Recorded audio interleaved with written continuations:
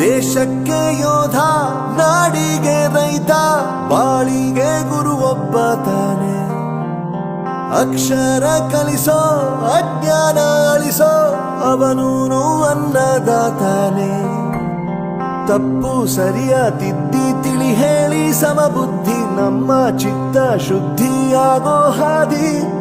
ಎಷ್ಟೇ ದೂರ ಹೋದ್ರೂ ಮರಿಬೇಡ ನಿನ್ನ ಬೇರು, ನಿನ್ನ ಸಾಧನೆಗೆಲ್ಲ ಇದುವೇ ಆದಿ. ಪಾಠಶಾಲಾ